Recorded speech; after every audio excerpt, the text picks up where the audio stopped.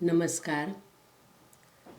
આજે આપણે કાઉન્સેલિંગ વિષયની શ્રેણીમાં એડવોકસી એટલે કે હિમાયત અને નેટવર્કિંગ અને જોડાણની પ્રક્રિયા વિશે જોઈશું. એડવોકસી અથવા હિમાયત કોને કહીએ છીએ આપણે? સમાજ કાર્યકર જ્યારે કાઉન્સેલર તરીકે કામ કરે છે ત્યારે સામાજિક પ્રશ્નોમાં, કૌટુંબિક પ્રશ્નોમાં બદલાતા સમય પ્રમાણે સમાજ કે તંત્રો બદલાતા નથી અને એને પરિણામે અનેક વ્યક્તિઓ એ સમસ્યાનો સામનો કરે છે. તેવા સમયે કાઉન્સેલરોએ સાથે મળીને સેવાર્થી વતી રજૂઆત કરવી પડે છે. સમાજ અને તંત્રોને બદલવાનો, તેમના મૂલ્યો, માન્યતાઓ અને જીવનની પદ્ધતિને બદલવા હિમાયત કરવી પડે છે. જેમ કે કેટલાક વર્ષો પહેલાં એક હોસ્પિટલમાં એક એડ્સગ્રસ્ત સ્ત્રીની તેના રોગ વિશેની જાણ થતાં હોસ્પિટલના લોકોએ તેના માથા પર પટ્ટી લગાવી કે હું એડ્સગ્રસ્ત છું. એવી જ રીતે કેટલીક હોસ્પિટલમાં એડ્સ છે તેવી ખબર પડતા સ્ત્રીને ડિલિવરી કરાવવાને બદલે ડૉક્ટર રજા ઉપર જતા રહે છે કે તેનો બીજે કેસ ટ્રાન્સફર કરી દે છે. આવી ઘટનાઓ બનતી હોય ત્યારે કાઉન્સેલરે તેમના વતી ઉપરના સ્તરે આ સ્થિતિમાં સેવાર્થી સાથે થતા ભેદભાવને દૂર કરવા રજૂઆત કરવી પડે છે અને તે સ્થિતિમાં સુધારા લાવવા માટે જરૂરી નીતિ નિયમોનું ઘડતર થાય તે માટેના પ્રયત્નો પણ કરવા પડે છે. આ એડવોકસી અથવા જેને આપણે હિમાયત કહીએ છીએ એ શું છે? સામાજિક ન્યાયનું પ્રસ્થાપન, સમાજમાં સ્ત્રીઓ, બાળકો, રોગગ્રસ્ત વ્યક્તિઓ, અશક્તો, વંચિત સમાજના લોકો કેટલીક વખત પોતાને થતા સામાજિક અન્યાય માટે પોતે એટલા સક્ષમ હોતા નથી કે તેઓ તે સ્થિતિને બદલવા માટે યોગ્ય તંત્રો સુધી જઈ શકે. કાઉન્સેલિંગ દરમિયાન જ્યારે આવા મુદ્દાઓમાં કાઉન્સેલરના ધ્યાનમાં આવે છે ત્યારે તેઓ બીજા કાઉન્સેલર સાથે સંગઠિત થઈને રજૂઆત કરી શકે છે, જેથી સામાજિક અન્યાયને કારણે જેઓ જીવનમાં અનેક અવરોધો અનુભવે છે કે સમસ્યા અનુભવે છે તેમને તેઓ મદદરૂપ થઈ શકે છે. અહીં કાઉન્સેલર સેવાર્થી વતી તેમનો અવાજ રજૂ કરે છે, પરંતુ તમામ પ્રક્રિયામાં તેમને સામેલ કરવા એ ખૂબ જરૂરી છે. બીજું, સત્તાના સંબંધોને અસરગ્રસ્ત લોકોની તરફેણમાં બદલવા. ઘણી વખત મિત્રો એવું બની શકે છે કે અન્યાય કરનારા જે હોય છે તેઓ જ સત્તાધારીઓમાંથી કોઈ હોય છે કે તેમની સાથે સંબંધ ધરાવનારા હોઈ શકે છે. ત્યારે સત્તાના સંબંધોને અસરગ્રસ્ત લોકોની તરફેણમાં બદલવાની જરૂર ઊભી થાય છે. એક સ્કૂલમાં નાની બાળકી પર થયેલ બળાત્કારની ઘટનામાં આ બાળકીની સાથે અને તેના વાલીઓ સાથે જ્યારે કાઉન્સેલર કાઉન્સેલિંગ કરે છે અને જ્યારે ખબર પડે છે કે આવું બીજી ઘણી વિદ્યાર્થીનીઓ સાથે થયું છે, છતાં બળાત્કાર કરનારની ઉપર કોઈ જ પ્રકારના એક્શન લેવાતા નથી, ત્યારે કાઉન્સેલરે સત્તા સમક્ષ પોતાના ઉપરી સાથે મળીને રજૂઆત કરવી જોઈએ. બીજું છે, એડવોકસી એ વંચિતોના મુદ્દાઓ અંગે નિર્ણય લેનારા અને લોકોના દૃષ્ટિકોણને બદલવાની એક પ્રક્રિયા છે. ઘણી વખત સામાજિક અન્યાય એ સહજ સ્વીકૃત વ્યવસ્થા હોય છે જે અંગે અમુક લોકોના વ્યવહારથી કોઈને નુકસાન થાય છે કે માનહાનિ થાય છે, તેવું આવો વ્યવહાર કરનારા કે તે વ્યવહાર જેમની સાથે થાય છે તેમની સમજમાં એવું હોતું નથી. કાઉન્સેલર જ્યારે કાઉન્સેલિંગ કરે છે ત્યારે તેમને સમાજના લોકોના મૂલ્યો, દૃષ્ટિકોણો બદલવાનું કામ કરવાનું છે, જેથી કોઈ લોકો સાથે સામાજિક અન્યાય ના થાય, કોઈ વંચિત ના રહે અને તમામને સમાનતાનો અહેસાસ થાય.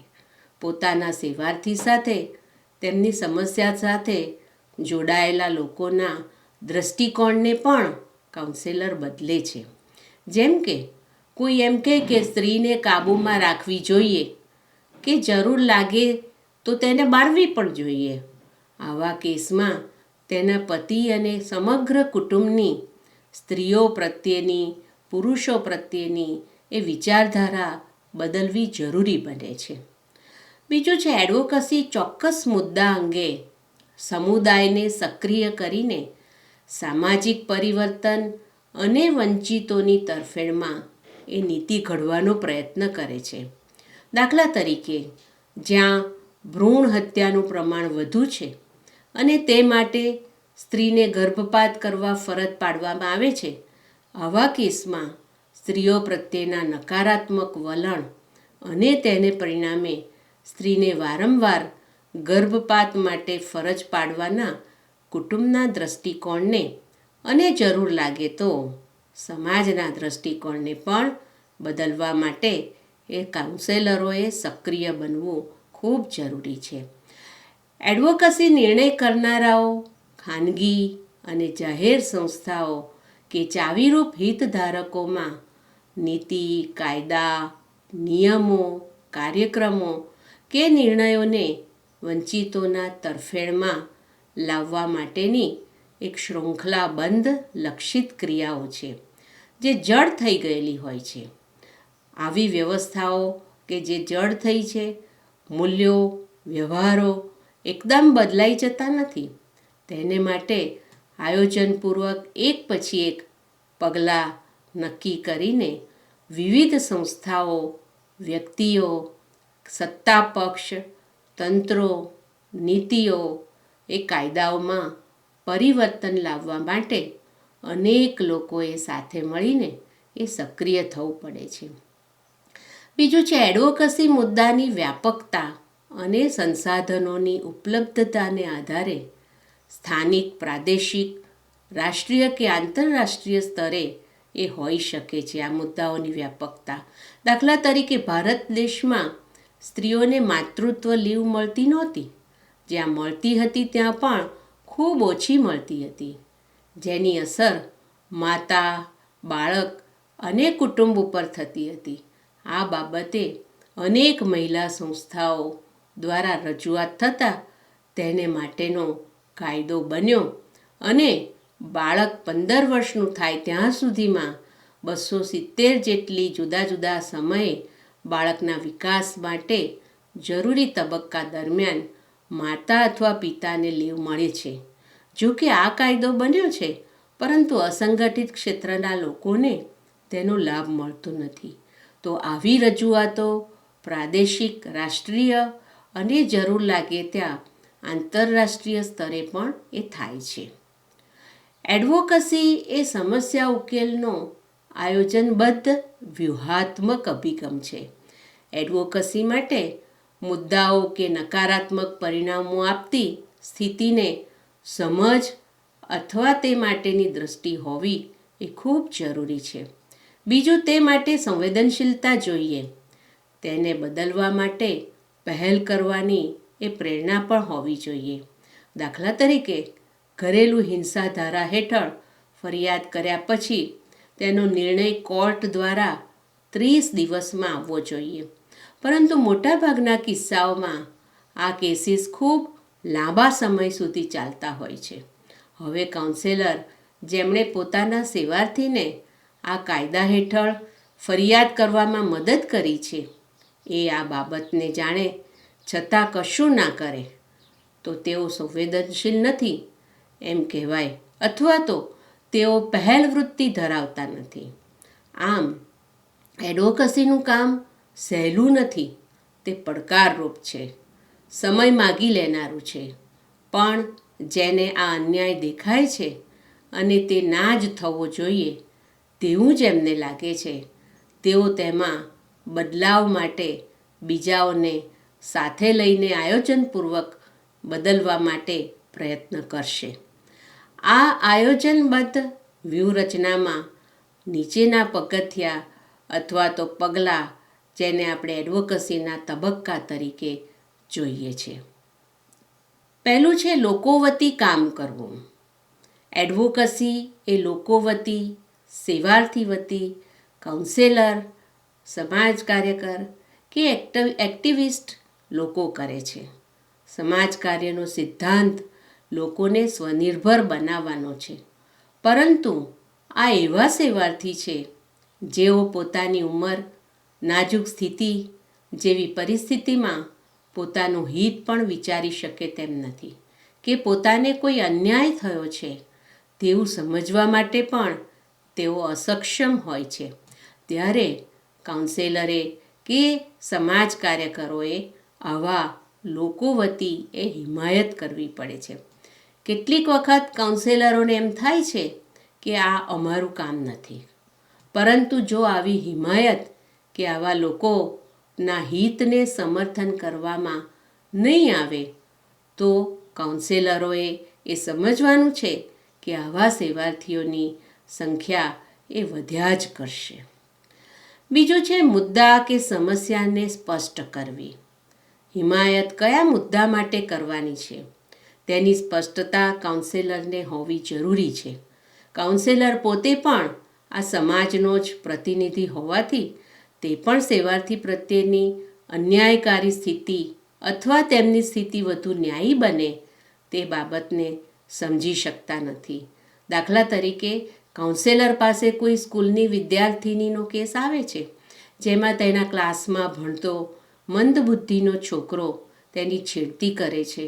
આવા બાળકને સમજાવવાથી તે સમજશે નહીં, કારણ કે તેની બુદ્ધિ ઓછી છે. ત્યારે સમાજમાં આવા જેટલા પણ બાળકો છે જે તરુણાવસ્થામાં આવે છે, ત્યારે તેમને તેમની બુદ્ધિની કક્ષાએ શું કરવું અને શું ના કરવું તે મનોવિજ્ઞાનના જ્ઞાતાઓ દ્વારા કાર્યક્રમ વિકસાવી શકાય છે. આ કેસમાં કાઉન્સેલર આ મુદ્દાને સમજાશે અને તેને માટે જે તે વિભાગ સમક્ષ રજૂઆત કરશે, જેથી મંદબુદ્ધિના બાળકોનું પણ હિત થાય અને તે સમાજ માટે પણ હાનિકારક ન બને. ત્રીજું છે લક્ષિત જૂથો નક્કી કરવા. કાઉન્સેલર એડ્સગ્રસ્ત વ્યક્તિઓ સાથે કામ કરે છે. તેમની પાસે એવા ઘણા બધા કિસ્સાઓ આવે છે કે જેમાં સ્ત્રીઓ જ્યારે સગર્ભા હોય ત્યારે ડૉક્ટરો પોતે તેની સુવાવડ કરાવવાને બદલે તેમને બીજાને હવાલે કરી દે છે, કે તેમની નોર્મલ ડિલિવરીને બદલે પોતાની સેફ સાઈડ માટે એ સિઝેરિયન જ કરે છે. આવું જ્યારે કાઉન્સેલરના ધ્યાનમાં આવે છે ત્યારે તેમણે આ મુદ્દે કોની સાથે કામ કરવું જરૂરી છે તે નક્કી કરવું પડે છે, જેમાં G-સેક્સ સેવાર્થી પોતે તેને માટે સંમત હોય. આવી બીજી સગર્ભા સ્ત્રીઓ, મેડિકલ ઓફિસર, સરકારી તંત્રો અને અન્ય કાઉન્સેલરો સાથે કામગીરી કરીને ડૉક્ટરોનું આ વર્તન કેટલું યોગ્ય છે તેને જરા ચકાસવાનો પ્રયત્ન કરવો જોઈએ. ચોથું છે ધ્યેય અને હેતુઓ નક્કી કરવા.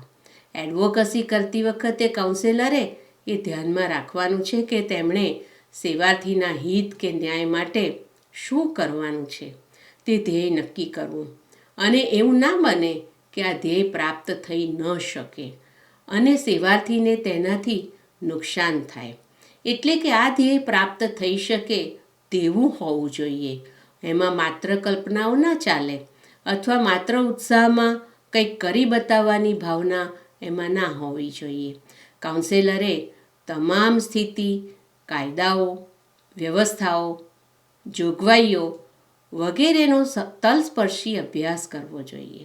જરૂર લાગે તો વિચારશીલ લોકો સાથે ચર્ચાઓ કરવી જોઈએ. ધ્યેય અને હેતુઓ શું સિદ્ધ કરવું છે તેની દિશા આપે છે. બીજું છે ફંડ ઊભું કરવું. આ પ્રકારના એડવોકસીના કામ માટે સામાન્ય રીતે કોઈ ચાલુ પ્રોગ્રામમાં બજેટની જોગવાઈ હોતી નથી. કેટલીક વખત જાગૃતિથી શરૂ કરીને કોર્ટ સુધી લડાઈ લડવી પડે છે. જો કાઉન્સેલર આ મુદ્દામાં કે સમસ્યામાં તાર્કિક અંત સુધી જવા માંગતા હોય તો કેટલીક વખતે ઘણો લાંબો સમય એમાં આપવો પડે છે અને એને માટે કામ કરવા માટે ફંડની પણ જરૂરિયાત ઊભી થાય છે. બીજું છે મુદ્દા અંગે સંવેદનશીલતા ઊભી કરવી. આ સંવેદનશીલતા માટે પ્રથમ તો સેવાર્થીથી શરૂ કરીને કુટુંબ, સમાજ અને તંત્રો સુધી કામ કરવું પડે છે. દાખલા તરીકે કોઈ બાળકી ઉપર બળાત્કાર થયો છે અને બાળકીને આઘાત લાગ્યો છે. વાલી કાઉન્સેલર પાસે આવે છે. તેઓ બાળકીને ઉપાય કરવા કહે છે, પરંતુ ગુનેગાર સામે કેસ લખાવવા તેઓ તૈયાર થતા નથી. સમાજનો તેમને ડર હોય છે. તેમને એમ લાગે છે કે દીકરીની આમાં બદનામી થશે. ત્યારે કાઉન્સેલરે તેમને આ માટે સંવેદનશીલ બનાવવાના છે કે ખોટું કરનાર બળાત્કાર કરનાર છે. દીકરીને લાંછન નથી લાગવાનું અને આવી વ્યક્તિની સામે પગલાં નહીં ભરાય તો તે બીજી છોકરીઓ સાથે પણ આવું કરશે. આ બાબતે કુટુંબ, સમાજ અને તંત્રોને જગાડવાનું કામ કરવું પડે છે. બીજું છે સંવાદ કરવો. એડવોકસી એકલા કાઉન્સેલરથી નથી થતી. તેને માટે તેમણે ઘણા નિસ્બત ધરાવનારા લોકોને સાથે લેવા પડે છે, કારણ કે આ એક પરિવર્તન લાવવાનું કામ છે. દાખલા તરીકે ફેમિલી કાઉન્સેલર પાસે કોઈ દેહ વેપાર કરનાર સ્ત્રી આવે છે. તેના ઉપર તેના ગ્રાહક દ્વારા ખૂબ અત્યાચાર ગુજારવામાં આવ્યો છે. આ સંજોગોમાં કાઉન્સેલરનું કામ તેને આ ધંધો છોડી દેવાનું કહેવાનું નથી, પરંતુ આવા દેહ વેપાર કરનારી સ્ત્રીઓના અધિકારો માટે શું થઈ શકે, તે માટેના કાયદાઓ શું છે, તેના દ્વારા તેને રક્ષણ મળી શકે છે કે કેમ વગેરે અંગે કાઉન્સેલરે સમાજ સુરક્ષા વિભાગ, મહિલા આયોગ, મહિલાઓ માટે કાર્યરત એક્ટિવિસ્ટ, દેહ વેપાર કરનાર માટે કામ કરનારી સંસ્થાઓ વગેરે સાથે એ સંવાદ કરવો જરૂરી છે. આવા કેસનું વિશ્લેષણ કરવું, ભૂતકાળમાં આવા કેસમાં લેવાયેલા પગલાઓ શું હતા, તેનો અમલ શું થયો હતો, આવા કેસમાં કોર્ટના ચુકાદાઓ વગેરે અંગે જુદા જુદા પ્લેટફોર્મ પરથી ચર્ચાઓ ઊભી કરવી અને વિવિધ લોકોને સંવાદ દ્વારા સાથે લાવવા. બીજું છે મુદ્દાઓ સંબંધિત માહિતીને ખુલ્લી પાડવી. કાઉન્સેલર જ્યારે સરકારી વિભાગોમાં કામ કરે છે ત્યારે કેટલીક વખત આવા મુદ્દાઓને જાહેર કરવા અંગે તેમના પર રોક હોય છે. કાઉન્સેલર ત્યારે મુશ્કેલી અનુભવે છે, પરંતુ આવા મુદ્દાઓમાં કોઈને બદનામ કરવાનો હેતુ નથી. તે સ્પષ્ટ કરીને તે સેવાર્થીના હિત માટે છે. તંત્ર જે મુદ્દા માટે કામ કરે છે તે અંગે સમાજમાં સુધારા થાય તે માટે છે. તે તેમના ઉપરીને સમજાવીને તેમને પણ સાથે લેવા જોઈએ. અહીં કાઉન્સેલરે સેવાર્થીની ગોપનીયતાને ધ્યાનમાં લેવાની છે. તેમની મંજૂરીથી જ અમુક બાબતો ખુલ્લી મૂકી શકાય. આ મુદ્દાઓને લગતી માહિતી કોઈ ભાવનાઓથી પ્રેરિત કે પૂર્વગ્રહયુક્ત ના હોવી જોઈએ.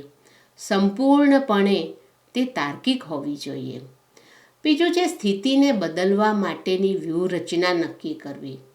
આ એવા મુદ્દાઓ હોય છે જે સમાજ કે તંત્ર દ્વારા સ્વીકારાયેલા હોય છે, તેની જાણમાં હોય છે.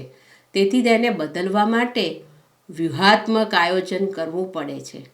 આપણે સમાજમાં એવા ઘણા કિસ્સા જોઈએ છીએ કે જેમાં કેટલાક લોકો આવા મુદ્દાઓમાં પ્રતિષ્ઠા મેળવવા કે રાજકીય લાભ માટે કૂદી પડે છે, જે ભોગ આપનાર લોકો સાથે અન્યાય કરનારો છે.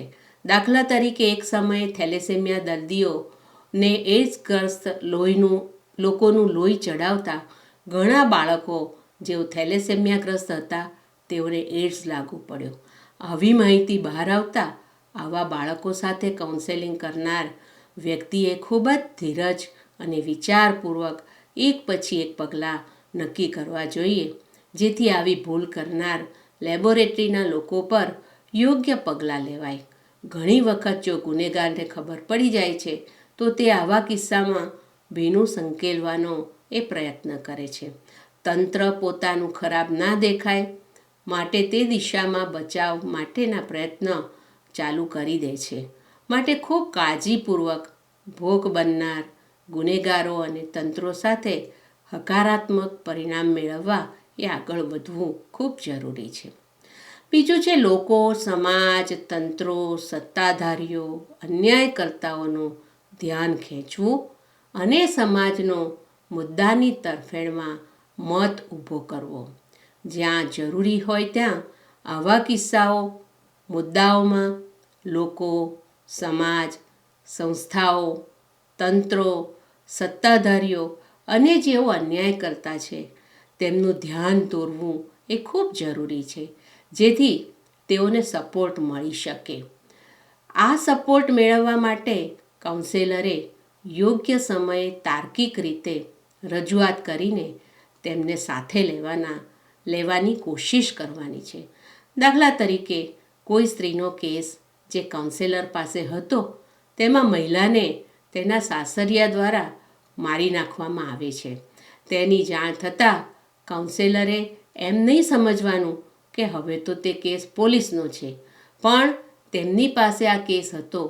તેમણે અત્યાચારના જે પુરાવાઓ તપાસ્યા હતા તે વિગતો સાથે ડાઇંગ ડિક્લેરેશન, પોલીસ કેસ અને કોર્ટમાં મરનારના પક્ષે રહીને અત્યાચાર કરનારને સજા થાય ત્યાં સુધી તેમની સાથે એ રહેવું જોઈએ. આ માટે કાનૂની સહાય, માનસિક હૂંફ આપવી, સામાજિક ટેકો આપવામાં, સમાજને સાથે લેવામાં સેવાર્થીને મદદ કરવાની છે. બીજું છે ક્રમિક કાર્યો અથવા તો પ્રવૃત્તિઓ એ નક્કી કરવી. એક્શન પ્લાનનો અમલ કરવો. જે વ્યૂહરચના નક્કી કરી હતી તે મુજબ માનવબળ અને નાણાકીય સાધનોનો ઉપયોગ કરીને સેવાર્થીના હિતમાં વિવિધ કાર્યો કરવા. અહીં આપણે સેવાર્થીના હિતની વાત કરીએ છીએ તે મુજબ કાઉન્સેલરે પોતાના હિતને ધ્યાનમાં લેવા જોઈએ. એક ઉદાહરણ જોઈએ. ઘણા વર્ષો પૂર્વે એડ્સગ્રસ્ત દર્દીઓ સાથે કાઉન્સેલિંગ કરતા કાઉન્સેલરો સાથે તાલીમ દરમિયાન જાણવા મળ્યું કે 2 કાઉન્સેલરોને ટીબી થયો છે. કાઉન્સેલરોનું કહેવું હતું કે એડ્સગ્રસ્ત દર્દીમાં ટીબીનું પ્રમાણ ઘણું હોય છે. તેમની બેઠકની જગ્યા એટલે કે કાઉન્સેલરોની બેઠકની જગ્યા ખૂબ સાંકડી અને હવાની અવરજવર વગરની હોય છે કેટલીક વખત. તેથી દર્દીઓનો ચેપ કાઉન્સેલરોને લાગે છે. આ અંગે બધા કાઉન્સેલરે ભેગા થઈને તંત્ર સમક્ષ રજૂઆત કરી હતી. આ પણ એક પ્રકારની એડવોકસી છે. બીજું છે સંદેશાની ચેનલ નક્કી કરવી. આવા કાર્યોમાં સંદેશા વ્યવહાર યોગ્ય રીતે થાય તે ખૂબ જરૂરી છે. જે લોકોમાં આ કાર્યોમાં સામેલ છે તેમને દરેકને માહિતી સતત મળતી રહે તે માટેના વોટ્સએપ ગ્રુપ હોય, મેસેજીસ મોકલવાની પદ્ધતિ હોય, નિયમિત રીતે મિટિંગો કરવી, દરેકની જવાબદારીઓ નક્કી કરવી અને તેમનું કાર્ય કયા માધ્યમથી તેઓ રિપોર્ટિંગ કરશે તે તમામ બાબતો એ સુનિશ્ચિત કરવી જોઈએ, જેથી ખોટા સંદેશા જાય નહીં, સંદેશા ના મળે કે મોડા મળે તેવું ના થાય.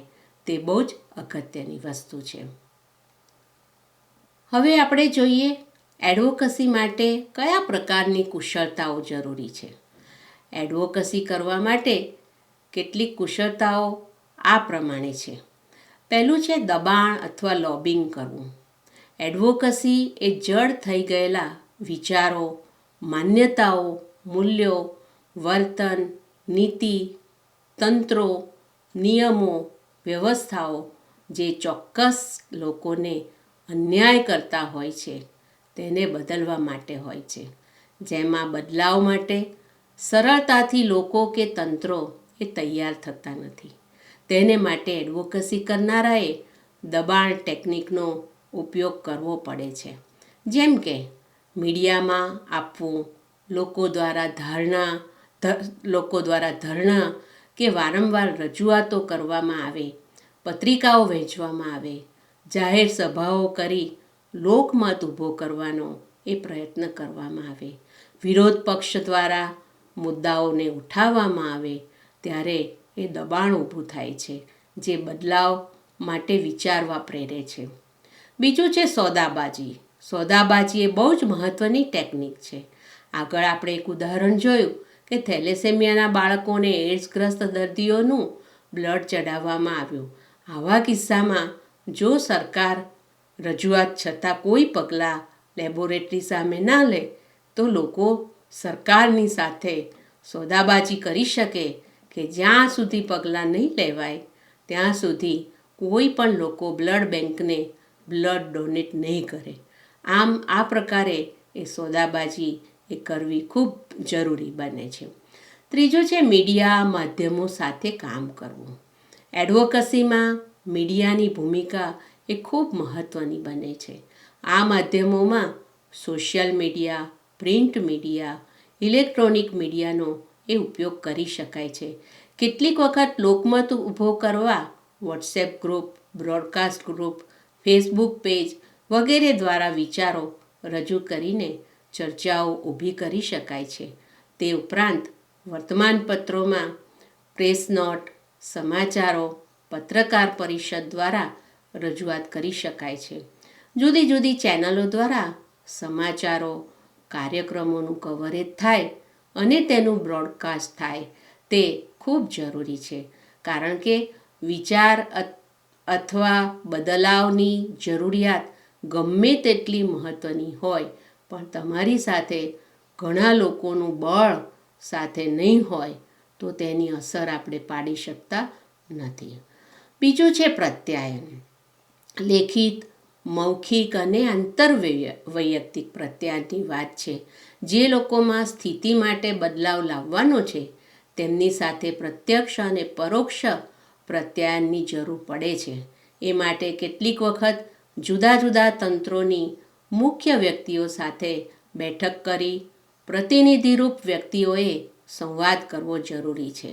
જેમાં આ પ્રતિનિધિઓ ઠરેલ હોય, રજૂઆતની શક્તિ ધરાવતા હોય, જેમનામાં સામેની વ્યક્તિને કન્વિન્સ કરવાની, સંમત કરવાની શક્તિ હોય, સામેની વ્યક્તિની દલીલને પોતાની તરફેણમાં બદલવાની ક્ષમતા ધરાવતા હોય.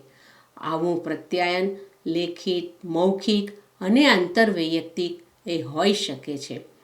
પ્રત્યાયનમાં સામેના પક્ષનો પૂરતો આદર જળવાય, ક્યાંય પણ અભદ્ર ભાષાનો ઉપયોગ ના થાય, સામેનાને ક્યાંય પણ દોષિત ગણીને તેની પર આક્ષેપ ના થાય, તેમની વાતને સાંભળવાની અને સમજવાની અને જ્યાં સાચું હોય ત્યાં સ્વીકારવાની એ તૈયારી હોવી જોઈએ. પ્રત્યાયન તૂટી ના જાય તથા તેનો દોર ચાલુ રહે અને પરિણામલક્ષી બને તેવી આવડત હોવી જરૂરી બને છે. બીજું છે સમસ્યા ઉકેલ. આખરે એડવોકસી કોઈ લોકોની સ્થિતિ કે સમસ્યામાં બદલાવ લાવવા માટે હોય છે. માટે હલ્લા બોલ કરીને વાતને પડતી મૂકી દેવાની નથી, પરંતુ જે સમસ્યા માટે કામ કરી રહ્યા છે તેનો ઉકેલ આવે નહીં ત્યાં સુધી જુદી જુદી ટેકનિકો અને પદ્ધતિઓનો ઉપયોગ કરીને પ્રયત્ન જારી રાખવાનો હોય છે. હકારાત્મક પરિણામ મળે તો તેને જીત મળી ગઈ તે રીતે તેની ઉજવણીઓ ના કરવી જોઈએ, નહીં તો સામેના પક્ષમાં હાર્યાનો રોષ પેદા થશે, જે બીજી કોઈ રીતે વિરુદ્ધમાં બહાર આવી શકે છે. સમસ્યા ઉકેલાય તો સામેના પક્ષનો વિનમ્ર રીતે આભાર માનવાનું ચૂકવું નહીં જોઈએ.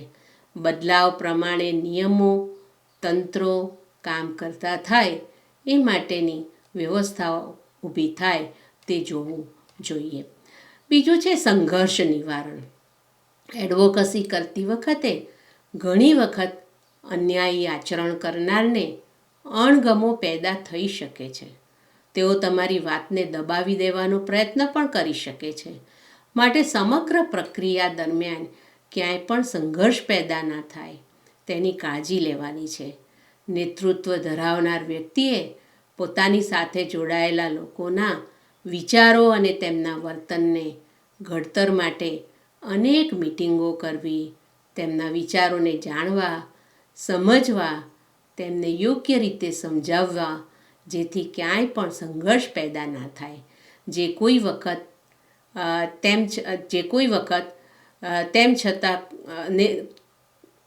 વખત સંઘર્ષ પેદા થાય તો બેસીને સંવાદ દ્વારા તેનું નિરાકરણ કરવું જોઈએ. આ માટે નેતૃત્વ કરનાર વ્યક્તિ ઘણી જ સક્ષમ હોવી જરૂરી છે અને તેને માટે કુશળ હોવા જોઈએ. બીજું છે વિશ્લેષણ. આ કુશળતા માટે વિચારક હોવું, તમામ પાસાઓના અભ્યાસુ હોવું, અમુક ઘટના કેમ બને છે તેનું તાર્કિક વિશ્લેષણ કરવું, શું કરવાથી કેવું પરિણામ આવશે, માટે શું કરવું અને શું ન કરવું, તે તમામ બાબતોની સમજ તે મુદ્દાનું, તે ઘટનાનું વિશ્લેષણ છે.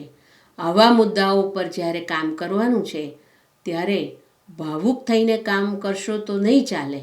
બુદ્ધિના ઉપયોગથી સ્થિતિનો તાગ મેળવવો અને આગળની કાર્યક્રમોની દિશા નક્કી કરવી એ જરૂરી બને છે. આને માટે જરૂર હોય તો આવી શક્તિ ધરાવનાર વ્યક્તિઓનું ગ્રુપ બનાવવું જોઈએ, જેઓ જરૂરિયાત મુજબ સાથે મળીને સંવાદ કરે અને નિર્ણય લે. આમ આ કુશળતાઓ કાઉન્સેલરમાં હોવી ખૂબ જરૂરી છે. કોઈ પણ ક્ષેત્રમાં કાઉન્સેલિંગ કરતા હો તેવા તમામ કાઉન્સેલરોએ આવા વિવિધ મુદ્દાઓ જે સેવાર્થી માટે અન્યાય કરતા લાગે છે તેમાં તેમણે ભેગા થઈને એડવોકસી કરીને એ સમાજમાં, તંત્રોમાં, સંસ્થાઓમાં બદલાવ લાવવા માટેના પ્રયત્નો કરવા જોઈએ. આભાર.